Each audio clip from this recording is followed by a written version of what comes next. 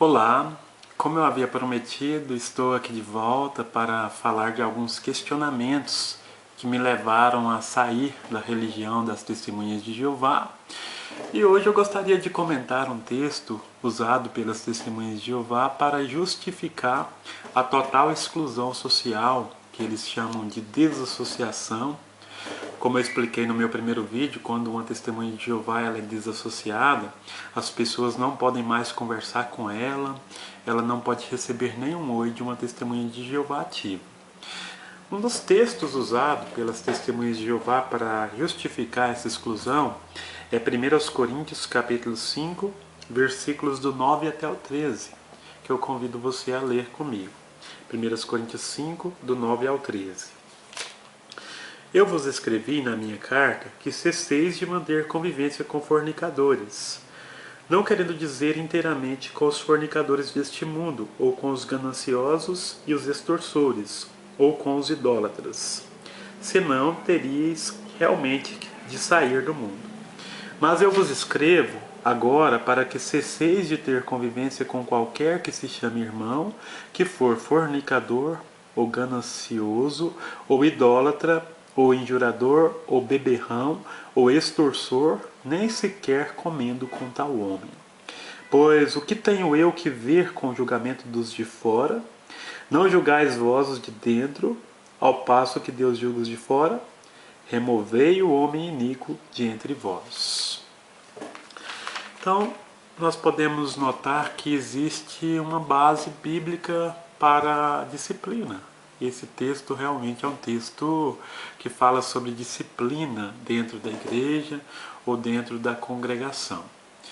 Porque todas as pessoas que seguem um determinado grupo religioso, elas realmente precisam estar dispostas a seguir algumas normas de conduta estabelecidas pelo grupo ou mesmo pela própria Bíblia. Mas será que Paulo está com essas palavras dizendo que uma pessoa excluída ela tem que ser totalmente ignorada, ela não pode mais ser cumprimentada, ela não pode receber um oi na rua? O contexto desse capítulo ele nos ajuda a entender. Os versículos iniciais, se você ler os versículos de 1 a 5, você vai ver que Paulo ele fala de um homem que ele estava mantendo relações sexuais com a esposa do próprio pai. Então, ele era uma pessoa depravada em sentido sexual.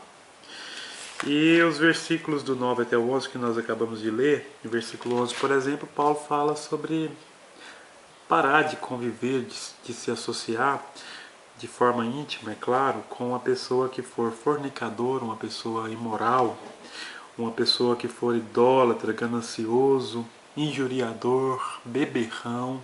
Então esse é o tipo de pessoa que Paulo diz que se deve evitar. Mas o que realmente significa esse cessar de ter convivência? Será que é tão extremo assim a ponto de uma pessoa não poder nem receber um oi? Para responder essa pergunta, nós vamos analisar o que o próprio Jesus ele disse sobre o assunto. É claro que Paulo ele jamais ia contradizer as palavras de Jesus. Então notem o que diz em Mateus capítulo 18, versículos 15 e 17. O próprio Jesus falando sobre disciplina no contexto da igreja ou da congregação.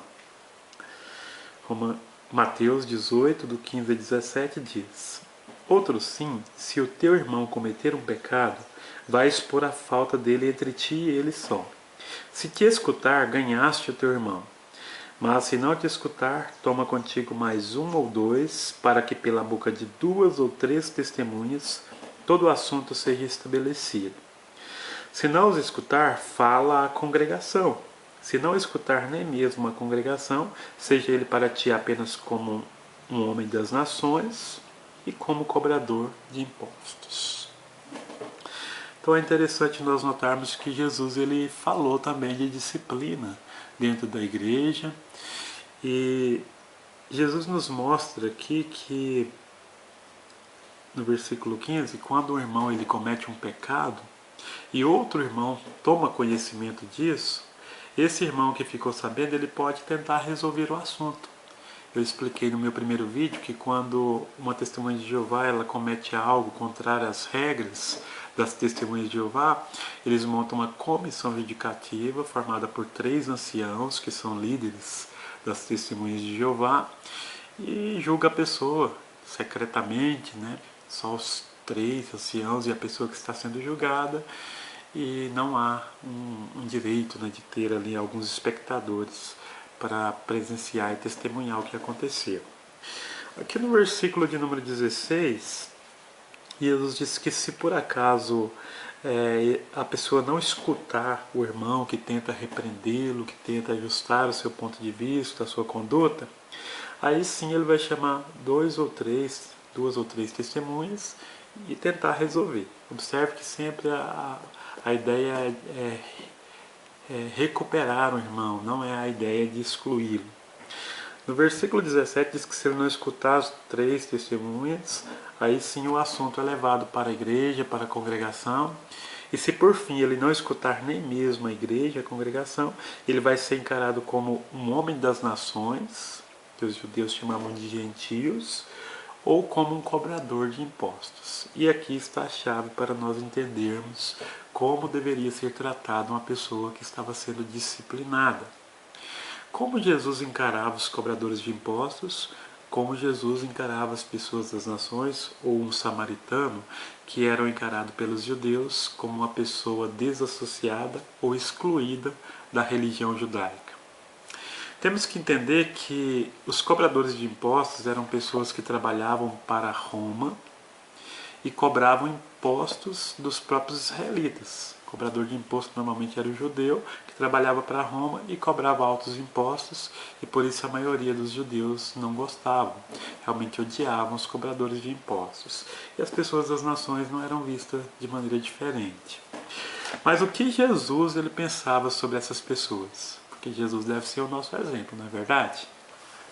Ainda em Mateus capítulo 5, versículos dos 43 até o final, 48, Mateus 5, 43 a 48, Jesus nos dá essa resposta. Ouviste que se disse, tens de amar o teu próximo e odiar o teu inimigo. Então essa é a interpretação dos rabinos da época. Eles interpretavam a lei dessa forma, né? Dizendo que devemos odiar os nossos inimigos. Olha o que Jesus diz. No entanto, eu vos digo, continuai a amar os vossos inimigos e a orar pelos que vos perseguem, para que mostreis ser filhos de vosso Pai que está nos céus, visto que ele faz o seu sol levantar-se sobre ímpios e sobre bons, e faz chover sobre justos e sobre injustos. Então Jesus nos incentiva a imitar o exemplo do nosso Pai que está no céu. Deus faz chover sobre bons e sobre pessoas más. Versículo 46. Pois se amardes os que vos amam, que recompensa tendes? Não fazem também a mesma coisa os cobradores de impostos? Olha quem apareceu aqui. Os cobradores de impostos. Versículo 47. E se cumprimentardes somente os vossos irmãos, que fazeis de extraordinário? Não fazem também a mesma coisa as pessoas das nações? Então Jesus fala agora sobre cumprimento, né? Ele disse que nós devemos sim cumprimentar os nossos inimigos, cumprimentar aquelas pessoas que são excluídas, né, do sistema religioso, que eram os cobradores de impostos, e as pessoas das nações. As mesmas pessoas que Jesus fala aqui nesse contexto, ele fala lá em Mateus capítulo 18, versículos 15 a 17. Cobradores de impostos e pessoas das nações.